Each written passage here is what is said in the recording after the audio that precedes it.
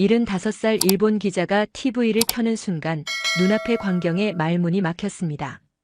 도쿄 한복판 대형마트 앞 새벽부터 길게 늘어선 사람들. 그들이 사려는 것은 다름 아닌 한국산 쌀이었습니다. 자국의 쌀을 자랑스러워하던 일본인들이 지금 한국 쌀을 사기 위해 줄을 서고 있다니요. 하지만 이것은 시작에 불과했습니다. 전철 안 여학생들의 가방에 붙은 한글 스티커, 14살 손녀가 자연스럽게 따라하는 한국어, 재래시장 쌀가게 주인의 고백.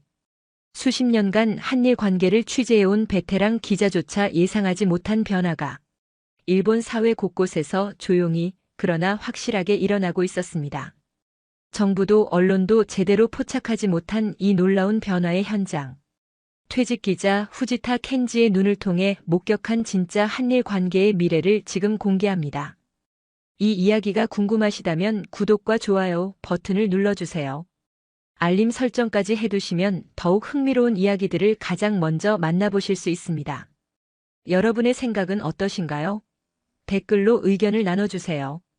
저는 후지타 켄지라고 합니다. 올해 75살이에요. 퇴직한 지 벌써 10년이 흘렀습니다. 한때는 일본의 주요 신문사에서 국제부 기자로 일했죠. 주로 아시아 관계, 특히 한일 문제를 다루었습니다. 수십 년간 펜을 들고 세상을 기록했던 사람이에요. 어느 봄날 오후였습니다. 거실 소파에 앉아 저녁 뉴스를 보고 있었어요. 요즘은 특별히 할 일도 없고 TV를 보는 것이 유일한 일과가 되었죠. 그런데 그날 화면 속 한 장면이 저를 완전히 멈춰 세웠습니다. 도쿄 시부야의 대형마트 앞이었어요. 아침 일찍부터 긴 줄이 형성되어 있었습니다. 사람들은 손에 장바구니를 들고 어떤 이들은 카트를 끌며 기다리고 있었죠. 카메라가 클로즈업한 것은 쌀 포대였습니다. 평범한 흰 쌀 포대가 아니었어요. 한글로 적힌 브랜드명이 선명했습니다. 리포터가 말했습니다. 최근 일본 내 쌀 재고가 급감하면서 소비자들이 대안을 찾고 있다고요. 그리고 그 대안이 바로 한국산 쌀이라는 겁니다. 인터뷰에 응한 중년 여성은 담담하게 말했어요. 일본 쌀이 없으면 어쩔 수 없지 않냐고 한국 쌀이라도 사야 한다고요. 저는 리모컨을 내려놓았습니다. 손이 떨렸어요. 마치 천둥을 맞은 것 같았습니다. 1970년대 오일 쇼크 때를 취재했던 기억이 떠올랐죠. 그때도 슈퍼마켓 앞에 사람들이 줄을 섰습니다. 화장지를 사기 위해, 라면을 사기 위해 아우성쳤어요. 공포와 불안이 가득했던 시대였습니다. 하지만 지금은 달랐어요. 사람들의 표정에 패닉은 없었습니다. 오히려 차분했죠. 그들은 단지 필요한 것을 사러 온 것뿐이었어요. 한국 쌀이든 일본 쌀이든 그건 중요하지 않았습니다. 그저 밥을 지어 먹으면 되는 거니까요. 저는 천천히 일어났습니다. 창밖을 바라보았어요. 벚꽃이 지고 있었습니다. 분홍빛 꽃잎들이 바람에 날려 아스팔트 위로 떨어졌죠. 마치 시간이 흐르고 있다는 걸 보여주는 것 같았어요. 계절이 바뀌고 세상이 바뀌고 있었습니다. 제 머릿속에는 오래된 세계 지도가 그려져 있었어요. 한국과 일본은 늘 복잡한 관계였죠. 역사 문제, 영토 문제, 정치 문제로 얽혀 있었습니다. 저는 그 관계를 취재하고 분석하고 기사로 썼어요.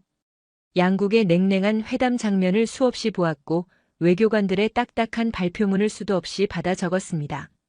그런데 지금 TV 화면 속에서는 전혀 다른 이야기가 펼쳐지고 있었어요. 정부도 아니고 외교관도 아닌 평범한 시민들이 자연스럽게 한국 제품을 선택하고 있었습니다. 그것도 쌀을요. 일본인에게 쌀은 단순한 식량이 아니에요. 정체성이고 자부심이며 문화 그 자체입니다. 저는 다시 소파에 앉았습니다. 뉴스는 계속 흘러갔어요. 다른 마트, 다른 지역의 상황도 비슷했습니다. 오사카에서도 후쿠오카에서도 한국 쌀을 찾는 사람들이 늘고 있다고 했죠. 심지어 온라인 쇼핑몰에서는 한국 쌀이 품절 사태를 빚고 있다는 겁니다. 가슴속에서 무언가 뜨거운 것이 올라왔어요. 감동이었을까요? 혼란이었을까요? 잘 모르겠습니다. 다만 확실한 건 제가 알던 세상이 더 이상 유효하지 않다는 사실이었어요. 제가 수십 년간 지켜봤던 한일 관계의 프레임이 조용히 그러나 확실하게 무너지고 있었습니다. 뉴스가 끝나고 광고가 나왔어요. 그런데 그 광고조차도 놀라웠습니다. 한국 화장품 광고였거든요. 유명한 일본 여배우가 나와서 한글이 적힌 제품을 소개하고 있었죠. 자연스럽게 아무렇지도 않게요. 저는 천천히 눈을 감았습니다. 그리고 생각했어요. 이 변화는 언제부터 시작된 걸까? 어느 순간부터 일본 사람들은 한국을 이렇게 받아들이게 된 걸까? 저는 기자로서 세상의 변화를 기록해왔다고 자부했지만 정작 가장 중요한 변화는 놓치고 있었던 게 아닐까요? 그날 저녁 저는 오래된 취재 노트를 꺼내 들었습니다. 먼지가 쌓여 있었죠. 페이지를 넘기며 과거의 기록들을 읽었어요. 냉전 시대의 긴장감, 역사 문제로 인한 갈등, 끝없는 외교 마찰들. 그 모든 것이 여전히 존재하지만 동시에 새로운 무언가가 시작되고 있었습니다. 쌀 한 포대. 그것은 단순한 식량이 아니었어요. 변화의 상징이었고 새로운 시대의 신호탄이었습니다. 저는 펜을 들었어요. 다시 쓰고 싶어졌습니다. 이번에는 외교가 아닌 사람의 이야기를요. 그날 밤 잠을 이룰 수 없었습니다. 침대에 누워 천장을 바라보며 계속 생각했어요. 한국 쌀을 사는 일본인들의 모습이 머릿속에서 떠나지 않았죠. 새벽 2시쯤 되었을까요? 저는 일어나 서재로 갔습니다. 서재 벽면에는 제가 취재했던 사진들이 액자에 담겨 있었어요. 1980년대 도쿄의 전자제품 매장 모습, 1990년대 일본 자동차 공장, 2000년대 초반의 첨단 연구소들. 모두 일본의 전성기를 보여주는 장면들이었죠. 그 시절 일본은 세계가 부러워하는 나라였습니다. 저는 특히 한 장의 사진 앞에서 멈췄어요. 1985년에 찍은 사진이었습니다. 일본의 한 농촌 지역이었죠. 황금빛 벼가 가득한 논에서 농부들이 웃고 있었어요. 당시 기사 제목이 기억났습니다. 일본 쌀 세계 최고의 품질이라고 썼었죠. 그때는 정말 그렇게 믿었어요. 일본의 농업 기술은 아시아의 표준이었습니다. 아니, 표준을 넘어 목표였죠. 다른 나라들이 일본을 벤치마킹했어요. 일본의 쌀 품종, 재배 방법, 유통 시스템을 배우러 왔습니다.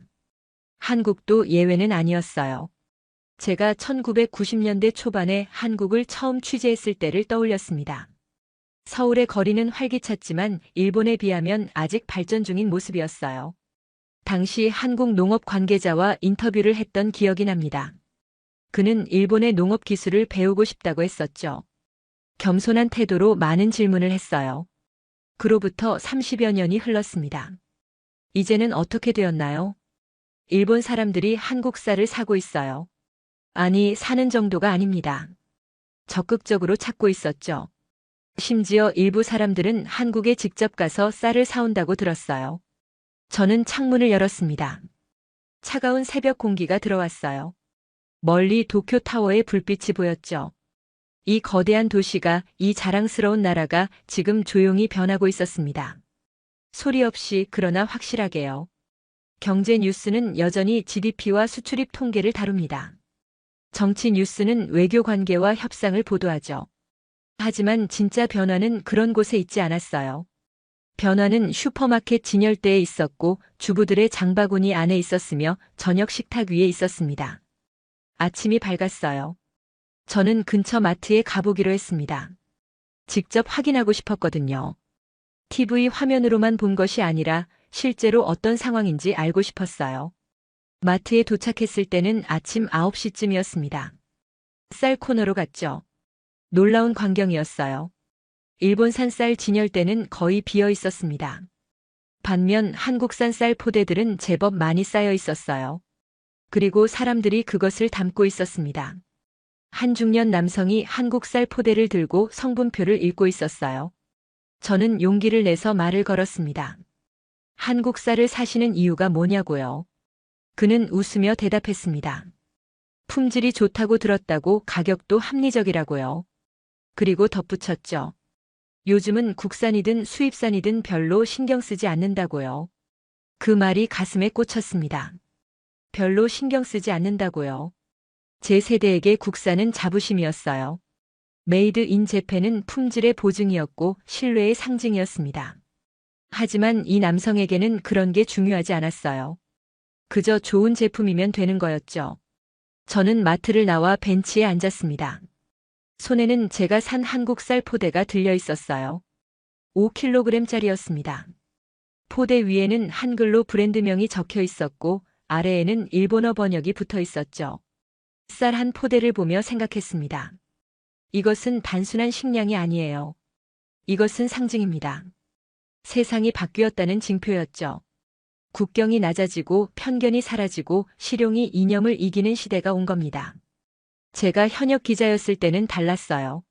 모든 것을 정치적으로 해석했죠. 한국과 일본의 관계를 논할 때도 역사, 영토, 외교만 생각했습니다. 하지만 지금 사람들은 그런 프레임에 갇혀 있지 않았어요. 그들은 자유로웠습니다. 문득 떠오른 장면이 있었어요. 작년 여름이었습니다. 손녀 미사키와 함께 공항에 갔을 때였죠. 출국장 앞에는 캐리어를 끈 사람들로 붐볐어요. 그중 상당수가 한국행 비행기를 기다리고 있었습니다. 젊은 여성들이 많았어요. 그들은 스마트폰으로 한국의 맛집을 검색하고 쇼핑 리스트를 확인하고 있었죠. 어떤 중년 부부는 한국 드라마 촬영지를 찾아간다고 들떠 있었습니다. 그리고 일부 사람들은 한국에서 쌀을 비롯한 식료품을 사오겠다고 했어요. 그때는 그저 관광붐이려니 생각했습니다. 하지만 지금 돌이켜보니 그것은 시작이었어요. 문화의 변화는 경제 뉴스보다 훨씬 빠르게 진행되고 있었습니다. 정부가 정책을 만들기도 전에, 언론이 분석하기도 전에 사람들은 이미 움직이고 있었어요. 저는 쌀 포대를 가슴에 안았습니다. 묘한 감정이 들었어요. 쓸쓸함과 희망이 동시에 느껴졌죠. 제가 알던 일본의 자부심은 사라지고 있었지만 대신 새로운 관계가 싹트고 있었습니다. 더 열린, 더 실용적인, 그리고 더 인간적인 관계였어요. 집으로 돌아오는 길 저는 결심했습니다. 이 변화를 기록하고 싶다고요. 더 이상 현역 기자는 아니지만 펜은 아직 쥘 수 있었습니다. 그리고 이야기할 것이 많았어요. 쌀 한 포대가 말해주는 이야기, 그것을 들어야 할 때였습니다. 한국 쌀을 사온 뒤로 며칠이 지났습니다. 저는 그 쌀로 밥을 지어 먹었어요. 솔직히 말하면 일본 쌀과 큰 차이를 못 느꼈습니다. 하지만 그것이 중요한 게 아니었어요. 중요한 건 제 마음속에서 무언가가 움직이기 시작했다는 거였죠. 그날은 화요일 오후였습니다. 병원에 정기 검진을 받으러 가는 길이었어요. 시부야역에서 전철을 탔습니다. 평일 낮이라 그리 붐비지 않았죠. 저는 구석자리에 앉아 창밖을 바라보았어요. 두 정거장쯤 지났을 때였습니다. 여학생 셋이 탔어요. 고등학생으로 보였습니다. 교복을 입고 있었고 손에는 스마트폰을 들고 있었죠. 그들은 제 맞은편 자리에 앉았어요. 처음에는 별 관심이 없었습니다. 그냥 평범한 학생들이었으니까요. 하지만 곧 제 눈에 뭔가 들어왔어요.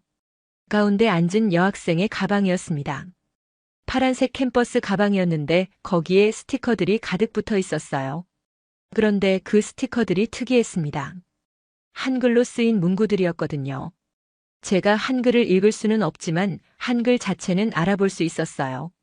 수십 년간 한일 관계를 취재하면서 한글 텍스트를 많이 봤으니까요. 여학생들은 웃으며 이야기를 나누고 있었습니다. 그런데 대화 중간중간에 한국어 단어가 섞여 나왔어요. 정확히 무슨 뜻인지는 몰랐지만 자연스럽게 사용하고 있었죠. 마치 원래 일본어의 일부인 것처럼요. 왼쪽에 앉은 여학생이 스마트폰을 꺼내 들었습니다. 그리고 뭔가를 재생하기 시작했어요. 이어폰을 끼지 않았기에 소리가 새어나왔습니다. 음악이었어요. 경쾌한 멜로디와 함께 한국어 가사가 흘러나왔죠. 다른 두 명도 그 음악에 맞춰 고개를 끄덕였습니다. 심지어 가사를 따라 부르기도 했어요. 한국어 발음은 정확하지 않았지만 그게 중요하지 않아 보였습니다. 그들은 그저 즐기고 있었어요. 저는 그 모습을 보며 놀라움을 감추지 못했습니다. 이것이 바로 변화의 현장이구나 싶었어요. 정부나 언론이 말하는 변화가 아니라 실제로 일어나고 있는 진짜 변화였죠.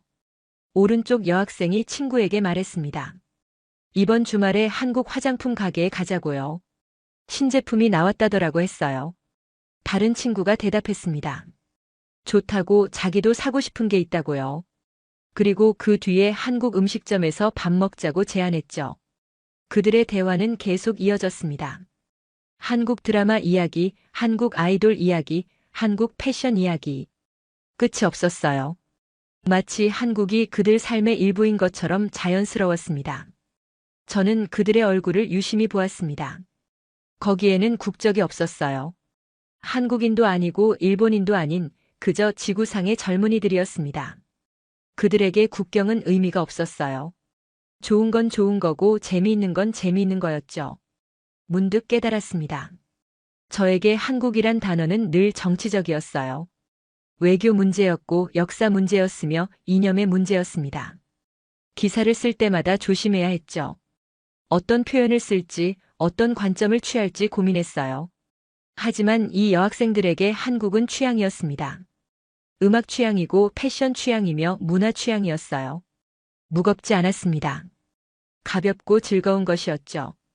그들은 한국을 좋아한다는 이유로 누구에게 설명할 필요도 느끼지 않았어요. 전철이 다음 역에 도착했습니다.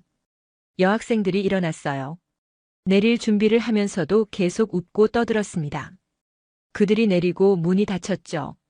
저는 그들의 뒷모습을 바라보았어요.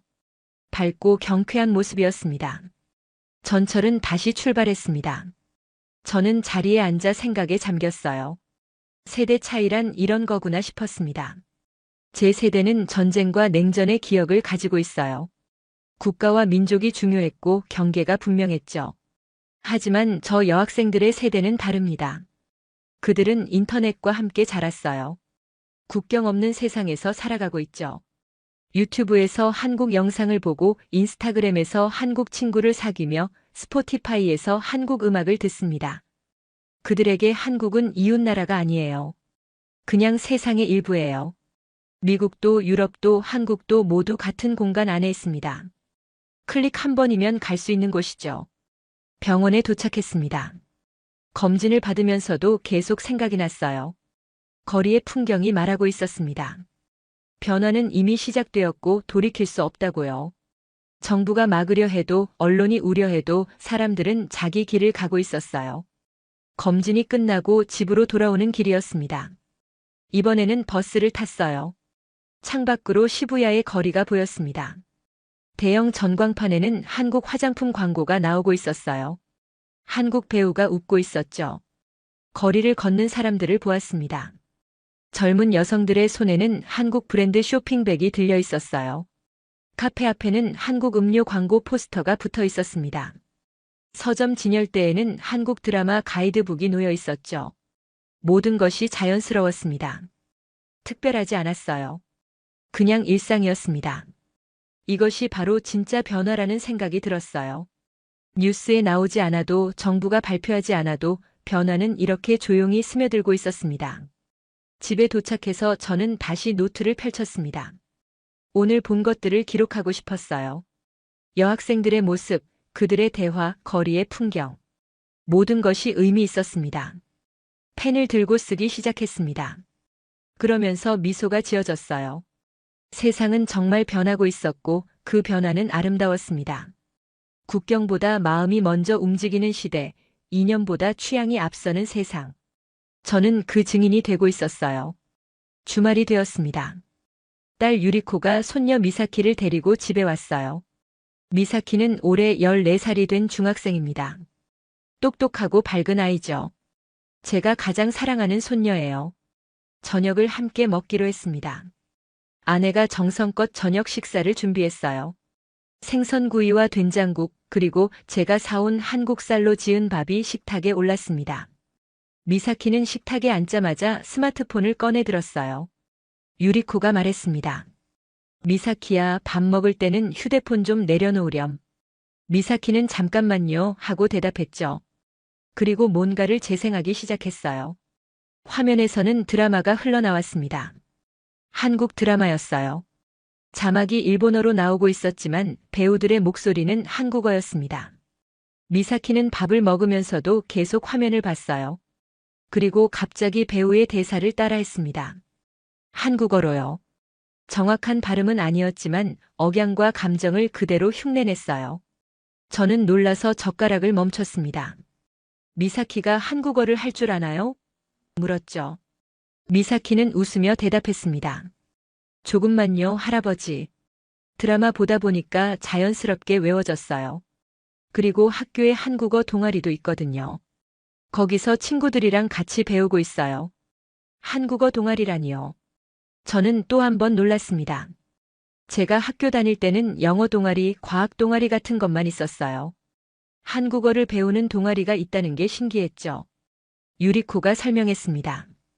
요즘 중학교나 고등학교에는 한국어 동아리가 많다고요. 학생들 사이에서 인기가 많대요. K-팝을 좋아하거나 드라마를 보는 아이들이 모여서 한국어를 공부한다고 했습니다. 미사키는 계속 이야기했어요. 자기 반 친구 중에 3분의 1은 한국 드라마를 본다고요. 그리고 거의 모든 친구가 K-팝 그룹을 최소한 하나는 안다고 했습니다. 심지어 남학생들도 K-팝을 듣는다고 했어요. 저는 밥을 먹으며 미사키를 바라보았습니다. 이 아이의 세상은 정말 다르구나 싶었어요. 제가 14살 때는 한국이 머나먼 나라였습니다. 역사책에서나 나오는 이름이었죠. 그런데 미사키에게 한국은 가까운 친구 같았어요. 식사가 끝나고 미사키는 거실로 갔습니다. 소파에 앉아 태블릿을 꺼냈어요. 저도 따라가서 옆에 앉았습니다. 뭘 보고 있니? 물었죠. 미사키가 화면을 보여줬습니다. 유튜브였어요.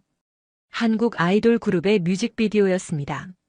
조회수가 수억 회를 넘었더군요. 미사키는 신나게 설명하기 시작했어요. 이 그룹은 누구고 저 멤버는 누구며 이 노래는 어떤 의미라고요. 저는 알아듣지 못했지만 고개를 끄덕였습니다. 미사키의 눈이 반짝였어요.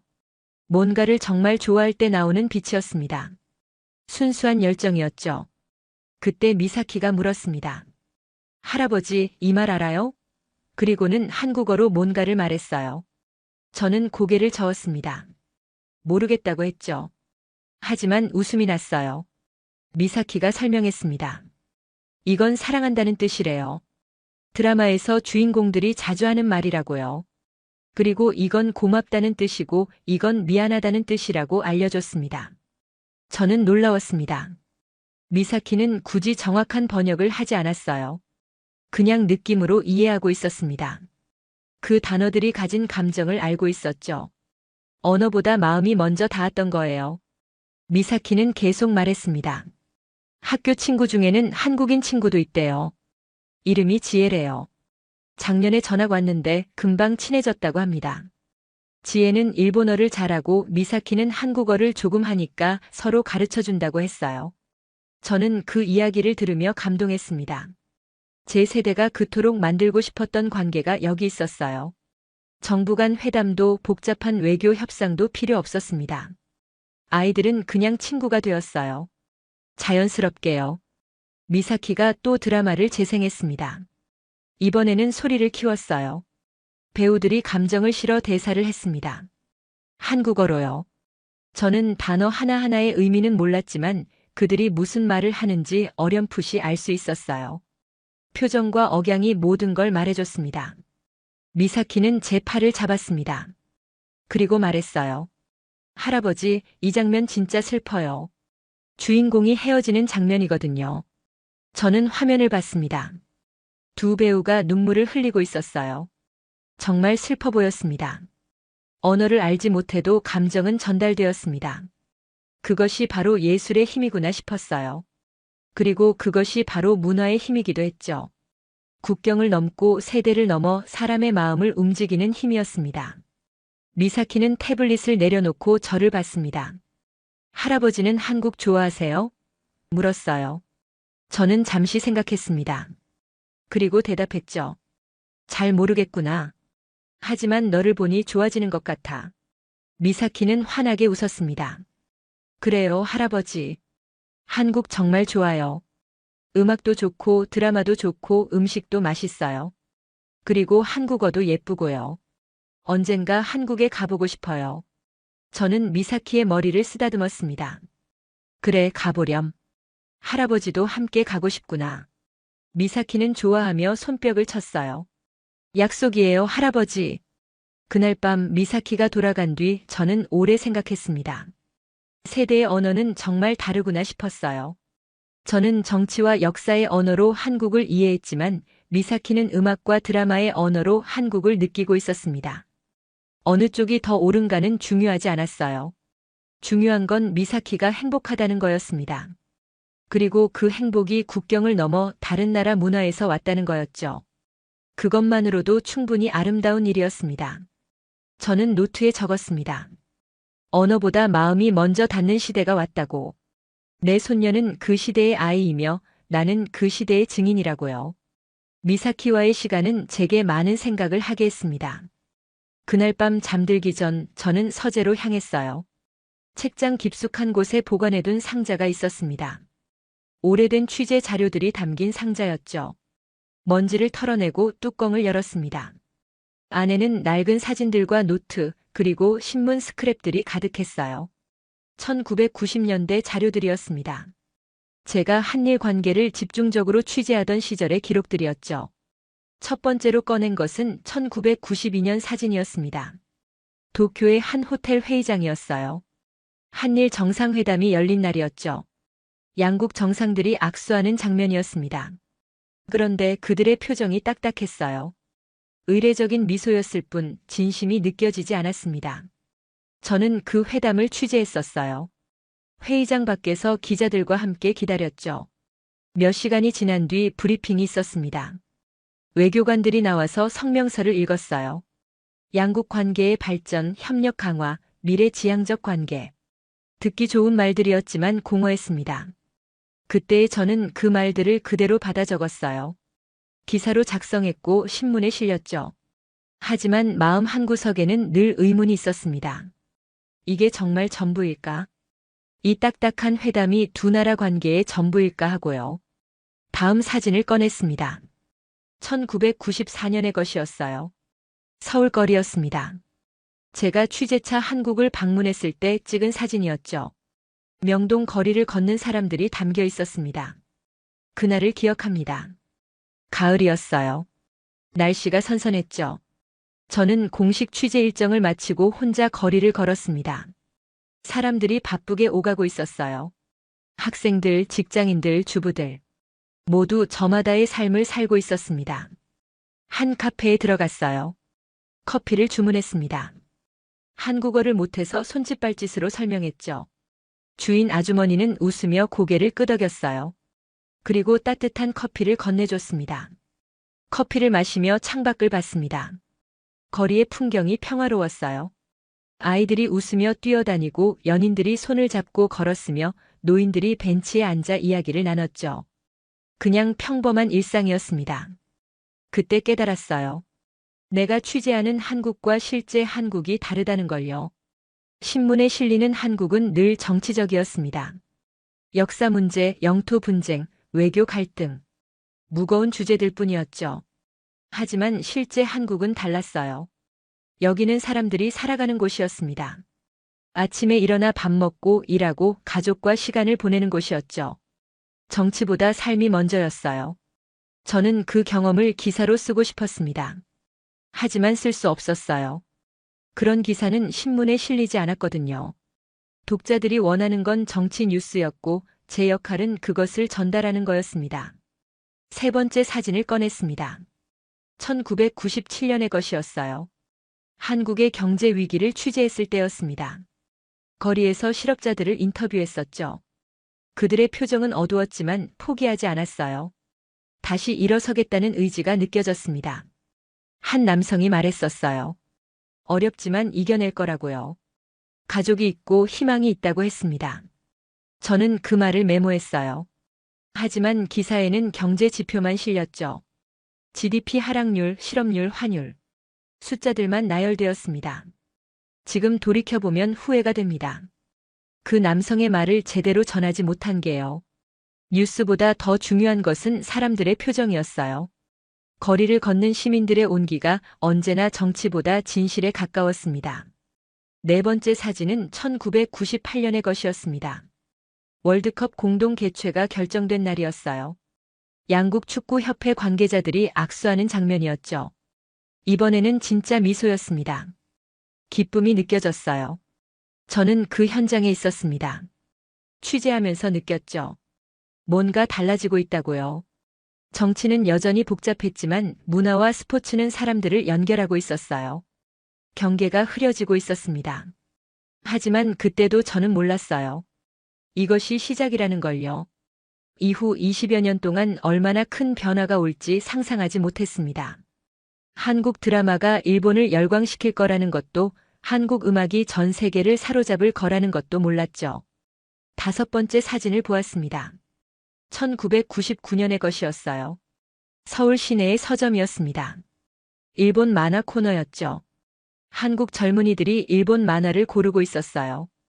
그 모습이 인상 깊었습니다. 문화는 정치보다 빠르다는 걸 그때 느꼈어요. 정부가 협상하는 동안 사람들은 이미 교류하고 있었습니다. 책을 읽고 음악을 듣고 영화를 보면서요. 저는 사진들을 천천히 다시 상자에 넣었습니다. 그리고 가장 최근 것을 꺼냈어요. 2002년 월드컵 사진이었습니다. 붉은 티셔츠를 입은 한국 응원단과 파란 유니폼을 입은 일본 서포터들이 함께 웃고 있었어요. 그 순간을 기억합니다. 양국 국민들이 서로를 응원했어요. 국경이 사라진 것 같았죠. 스포츠가 만든 기적이었습니다. 저는 그때 생각했어요. 이제 달라질 거라고요. 하지만 여전히 정치는 복잡했습니다. 역사 문제는 해결되지 않았고 갈등은 반복되었어요. 저는 그런 뉴스들을 계속 취재했습니다. 퇴직할 때까지요.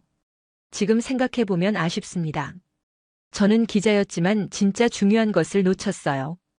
회담장의 냉랭한 표정보다 거리 시민들의 따뜻한 미소가 더 중요했습니다. 정치인의 성명서보다 카페 주인 아주머니의 친절이 더 의미 있었어요.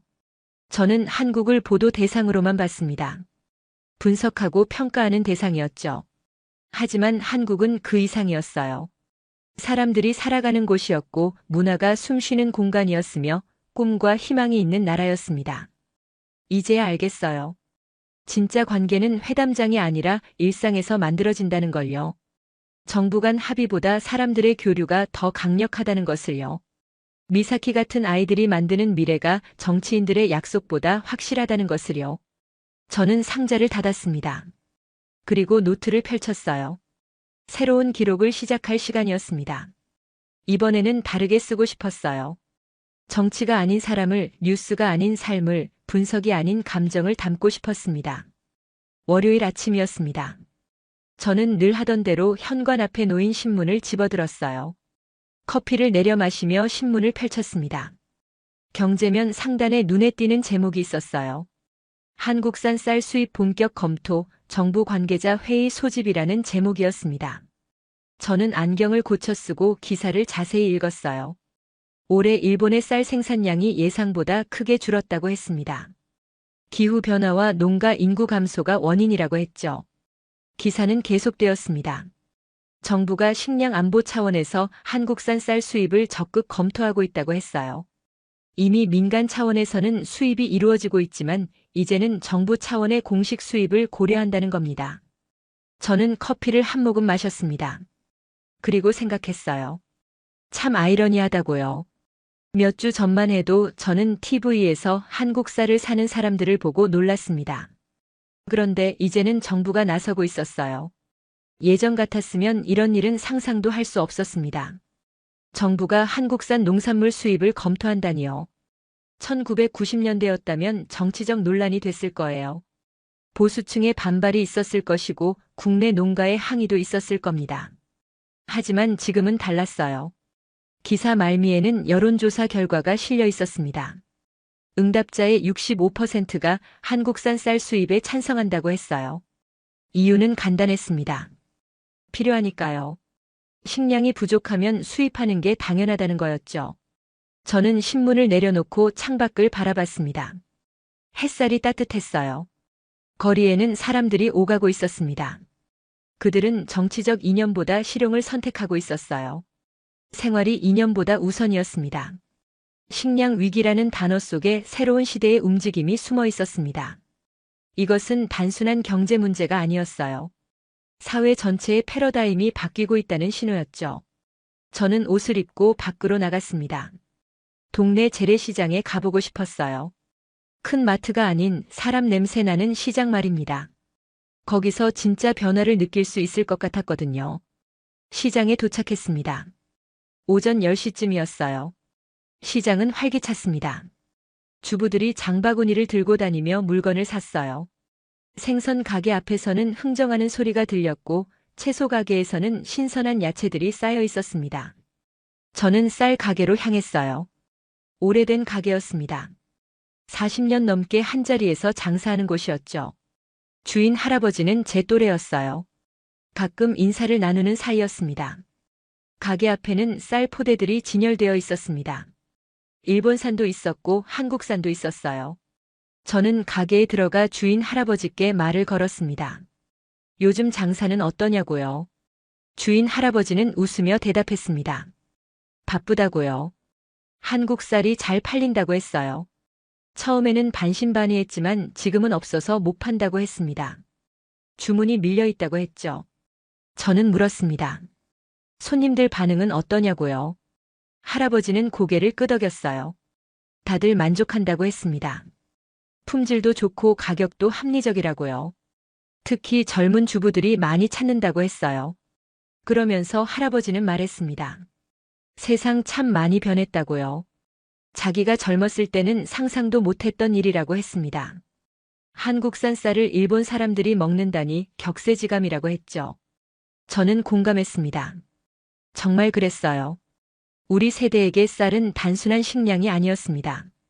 자급자족의 상징이었고 국가의 자존심이었어요. 쌀만큼은 수입하지 않는다는 게 불문율이었죠.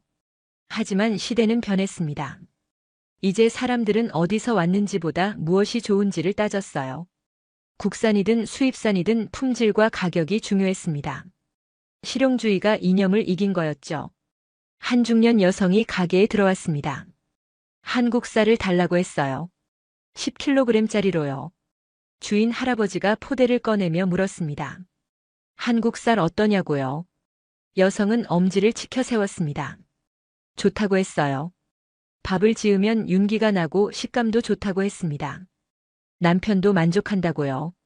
이제는 한국 쌀만 사 먹는다고 했습니다. 저는 그 대화를 들으며 놀라웠어요. 너무 자연스러웠거든요. 마치 원래 그랬던 것처럼 말이에요. 정치적 고민도 역사적 부담도 없었습니다. 그냥 좋은 쌀을 선택하는 소비자일 뿐이었어요. 시장을 더 둘러봤습니다. 김치 가게도 있었어요. 한국식 김치를 파는 곳이었습니다. 주인은 일본 사람이었지만 한국에서 김치 만드는 법을 배웠다고 했어요. 손님들이 많았습니다. 고추장과 된장을 파는 가게도 있었어요. 한국 제품들이 진열되어 있었습니다. 예전에는 보기 힘들었던 풍경이었죠. 하지만 지금은 당연한 것처럼 자리 잡고 있었어요. 저는 한 떡집 앞에 멈춰 섰습니다. 쇼윈도에는 한국식 떡도 진열되어 있었어요. 인절미와 송편이었습니다. 일본 떡 옆에 나란히 놓여 있었죠. 그 모습이 상징적으로 보였어요. 공존하는 두 나라의 문화였습니다. 저는 떡을 하나 샀습니다. 인절미였어요. 처음 먹어보는 거였습니다. 한 입 베어 물었어요. 쫄깃했고 고소했습니다. 맛있었어요. 일본 떡과 비슷하면서도 달랐죠.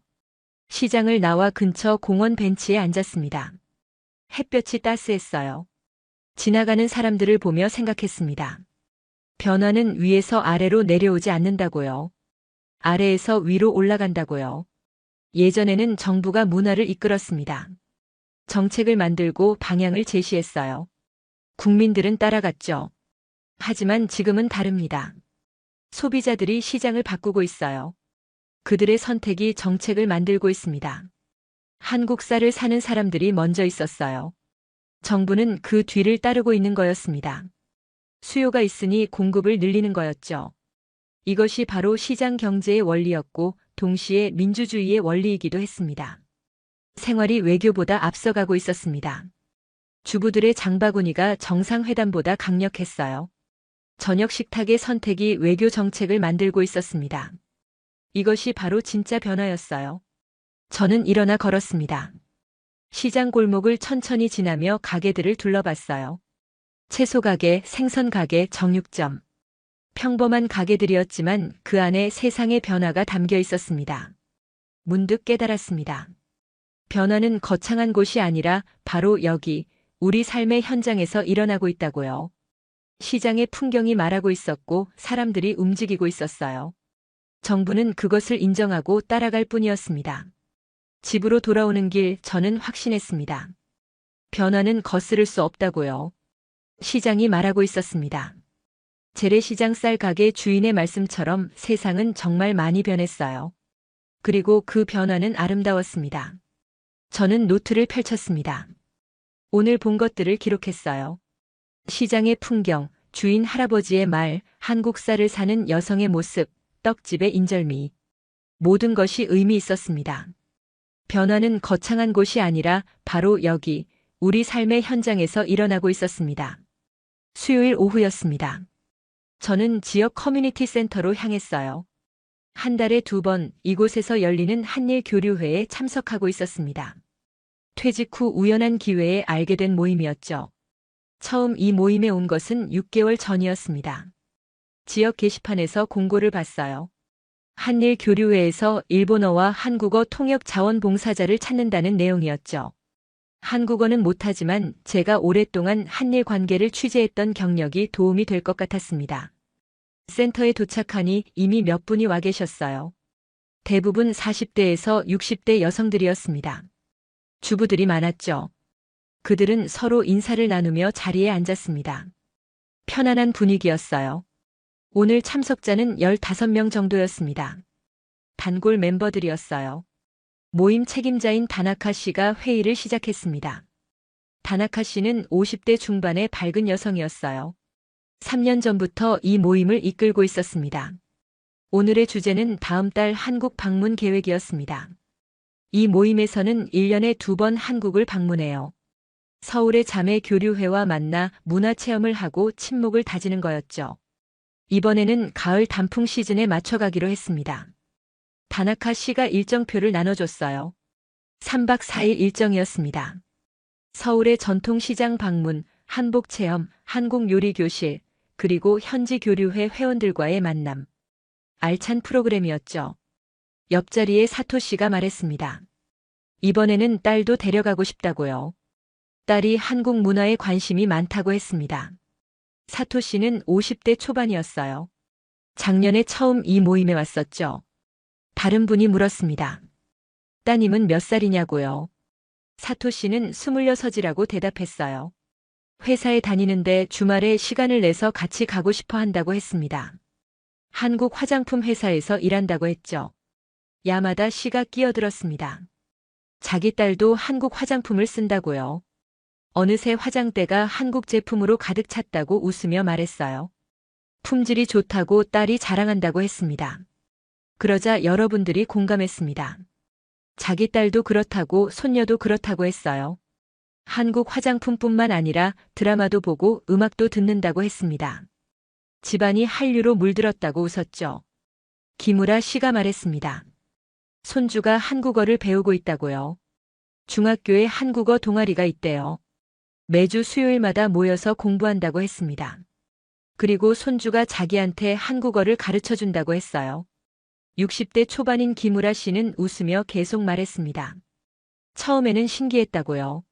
손주 세대가 한국에 그렇게 관심이 많다는 게요. 하지만 지금은 이해한다고 했습니다. 좋은 것은 국경을 넘는다고요. 저는 그 대화를 들으며 고개를 끄덕였습니다. 제 손녀 미사키도 똑같았으니까요. 이것은 개인의 경험이 아니라 세대 전체의 현상이었습니다. 조용하지만 확실한 변화였어요. 다나카 씨가 다음 안건을 꺼냈습니다. 이번 달 문화 강좌에 대해서였어요. 한국 음식 만들기 수업을 할 거라고 했습니다. 한국에서 온 이주민 여성이 강사로 오신다고 했죠. 박 선생님이라고 했습니다. 일본인과 결혼해서 이 지역에 산 지 10년이 넘었대요. 김치와 잡채 만드는 법을 가르쳐 주신다고 했습니다. 다들 박수를 쳤어요. 기대된다고 했죠. 후지모토 씨가 손을 들었습니다. 지난번 수업 때 배운 비빔밥이 정말 맛있었다고요. 남편이 또 해달라고 졸랐다고 웃으며 말했어요. 이제 집에서 한국 요리를 자주 한다고 했습니다. 저는 그 말을 들으며 감동했습니다. 이것이야말로 진짜 교류였어요. 정부 간 회담이나 공식 행사가 아니라 이렇게 작은 모임에서 사람과 사람이 만나는 것, 음식을 나누고 문화를 배우는 것, 이것이 진짜였습니다.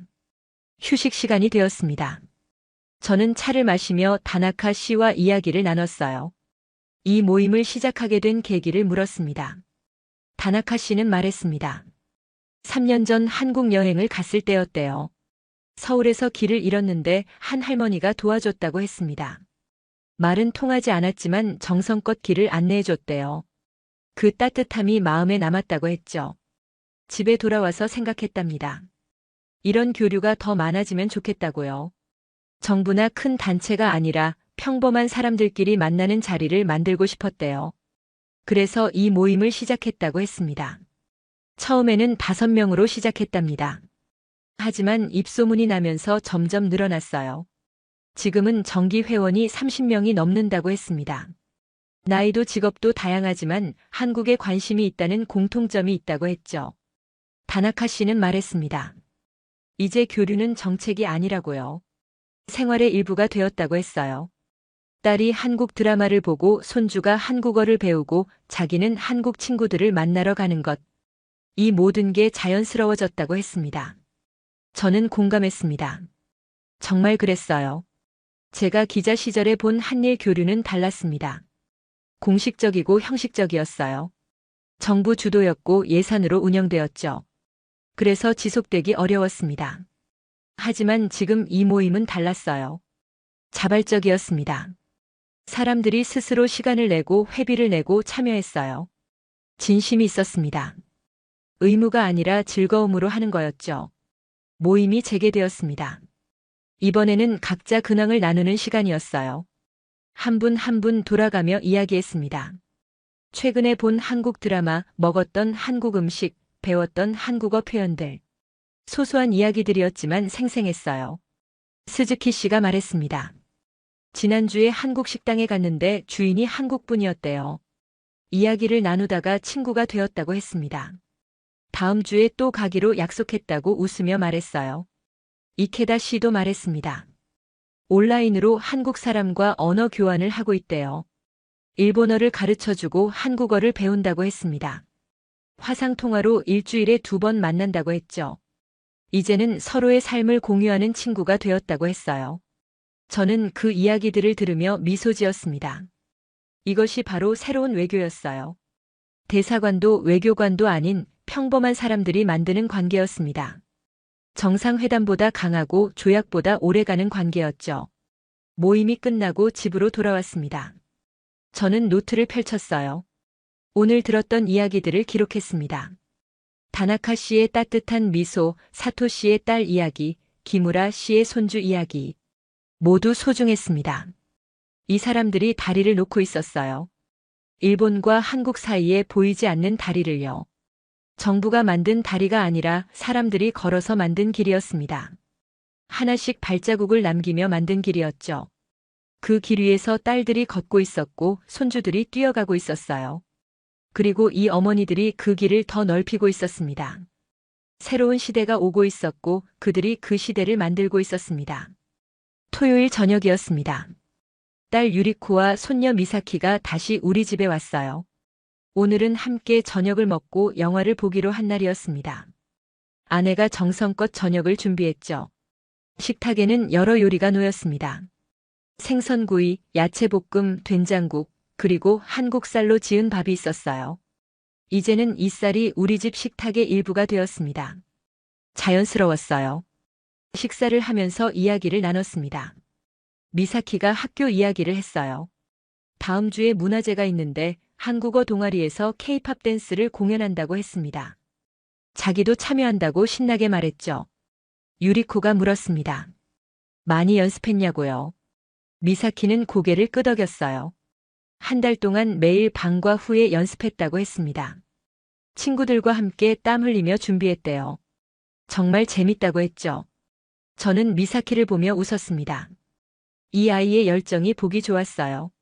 제가 젊었을 때도 저랬을까 싶었습니다. 무언가에 빠져서 온 마음을 다하는 모습. 아름다웠어요. 식사가 끝나고 우리는 거실로 갔습니다. 소파에 나란히 앉았죠. 미사키가 텔레비전 리모컨을 집어들었어요. 오늘 볼 영화는 한국 드라마였습니다. 미사키가 추천한 거였어요. 드라마가 시작되었습니다. 한국어 대사가 흘러나오고 아래에 일본어 자막이 떴어요. 젊은 남녀의 사랑 이야기였습니다. 배경은 서울이었죠. 화면에는 현대적인 빌딩과 전통 가옥이 함께 나왔습니다. 저는 처음에는 대충 보려고 했어요. 손녀를 위해 함께 앉아 있는 것뿐이라고 생각했죠. 하지만 이야기에 빠져들었습니다. 배우들의 연기가 진실했고 이야기가 흥미로웠어요. 주인공 여자는 카페를 운영하는 사람이었습니다. 꿈을 위해 노력하는 모습이 인상적이었어요. 남자 주인공은 사진작가였죠. 두 사람이 만나 사랑에 빠지는 과정이 자연스러웠습니다. 1시간쯤 지났을까요? 저는 완전히 드라마에 몰입해 있었어요. 캐릭터들의 감정이 느껴졌습니다. 한국어를 완벽히 이해하지 못해도 충분했어요. 표정과 음악 그리고 자막만으로도 마음이 전달되었습니다. 미사키가 제 팔을 잡았습니다. 할아버지 재미있죠? 물었어요. 저는 고개를 끄덕였습니다. 정말 재밌다고 대답했죠. 미사키는 환하게 웃었어요. 유리코도 화면에 집중하고 있었습니다. 가끔 눈물을 훔쳤어요. 감동적인 장면에서였죠. 아내도 옆에서 조용히 보고 있었습니다. 우리 가족 모두가 같은 이야기를 보고 같은 감정을 느끼고 있었어요. 드라마 속에서 주인공들이 밥을 먹는 장면이 나왔습니다. 한국의 식탁이었어요. 여러 반찬이 놓여 있었고 김치도 보였습니다. 그들은 웃으며 밥을 먹었죠. 가족이 함께하는 평범한 저녁이었습니다. 그 장면을 보며 생각했습니다. 우리와 별로 다르지 않다고요. 밥을 먹고 이야기를 나누고 웃는 것. 똑같았어요. 언어는 달랐지만 삶의 모습은 비슷했습니다. 젊은 시절 저는 숫자와 통계로 세상을 썼습니다. GDP, 무역수지, 외교관계. 객관적인 데이터로 한국을 분석했어요. 하지만 지금은 밥 한 그릇에서 세상의 온도를 읽습니다. 드라마 한 편에서 사람의 마음을 느꼈어요. 드라마가 끝났습니다. 미사키가 말했습니다. 다음 편도 같이 봐요, 할아버지. 저는 웃으며 약속했어요. 그래, 같이 보자. 미사키는 좋아하며 저를 껴안았습니다. 유리코가 일어서며 말했습니다. 아버지, 요즘 많이 달라지신 것 같아요. 저는 물었죠. 뭐가 달라졌니? 유리코는 미소 지었어요. 더 부드러워지신 것 같아요. 예전보다 편해 보여요. 저는 잠시 생각했습니다. 그리고 대답했어요. 나이를 먹어서 그런가 보구나. 하지만 속으로는 알고 있었습니다. 제가 변한 게 아니라 세상을 보는 눈이 달라진 거였어요. 미사키가 화장실에 간 사이 저는 조용히 서재로 갔습니다. 책상 위에는 노트가 놓여 있었어요. 지난 몇 주 동안 기록했던 것들이었습니다. 한국사를 사는 사람들, 전철의 여학생들, 손녀와의 대화, 시장의 풍경, 교류의 사람들. 펜을 들었습니다. 오늘의 일을 기록하고 싶었어요. 마지막 장을 쓸 시간이었습니다. 저는 천천히 글자를 적어 내려갔습니다. 오늘 딸과 손녀가 함께 한국 드라마를 보았다고 썼어요. 세 세대가 같은 화면을 보며 웃고 울었다고 적었습니다. 그것만으로도 충분히 의미 있는 일이라고 기록했죠. 그리고 적었습니다. 국경은 여전히 남아있지만 마음은 이미 넘어섰다고요. 정치적 경계는 있어도 문화적 경계는 흐려지고 있다고요. 이것이 바로 새로운 시대라고 썼습니다. 쌀을 사러 한국에 가는 시대가 왔습니다. 한국 드라마를 보는 것이 일상이 된 시대예요. 한국어를 배우는 학생들이 넘쳐나는 시대죠. 이 모든 것이 자연스러워진 시대입니다. 두 나라의 마음은 이미 닿아 있다고 확신했습니다. 정상회담이 그렇게 만든 게 아니었어요. 외교 협상이 이룬 성과도 아니었죠. 평범한 사람들이 일상의 선택으로 조용히 만들어낸 변화였습니다. 미사키가 돌아왔습니다. 할아버지 뭐해요? 물었어요. 저는 노트를 덮으며 대답했습니다. 아무것도 아니야. 그냥 오늘을 기억하고 싶어서. 미사키는 고개를 갸우뚱했지만 웃었어요. 거실로 돌아왔습니다. 미사키가 다시 드라마를 틀었어요. 이번에는 메이킹 필름이었습니다. 배우들이 촬영장에서 웃고 있었죠. 제작진들도 함께 즐거워했어요. 화면 너머로 그들의 열정이 느껴졌습니다. 저는 소파에 앉아 그 모습을 봤습니다. 아내가 제 손을 잡았어요. 따뜻했습니다. 딸이 옆에서 미소 지었고 손녀는 화면에 집중했죠. 평범한 토요일 저녁이었습니다. 하지만 이 평범함 속에 특별함이 있었어요. 서로 다른 나라의 문화가 우리 거실에서 자연스럽게 숨쉬고 있었습니다. 그것을 이상하게 여기는 사람은 아무도 없었어요. 그저 즐기고 있을 뿐이었죠. 그날 밤 모두가 돌아간 뒤 저는 다시 노트를 펼쳤습니다. 마지막 문장을 적고 싶었어요. 기자로서의 마지막 메모였습니다. 변화는 늘 식탁 위의 작은 대화에서 시작된다고 썼습니다. 저녁에 무엇을 먹을지, 주말에 무엇을 볼지, 아이들이 무엇을 배울지. 이런 작은 선택들이 모여 큰 변화를 만든다고 적었어요. 그리고 마지막 줄을 적었습니다. 나는 이 변화의 증인이다. 기자였고 할아버지이며 한 시대를 살아온 사람으로서 이 순간을 기록한다. 두 나라의 미래는 밝다. 왜냐하면 사람들의 마음이 이미 연결되어 있기 때문이다. 펜을 내려놓았습니다. 노트를 덮었어요. 이제 충분했습니다.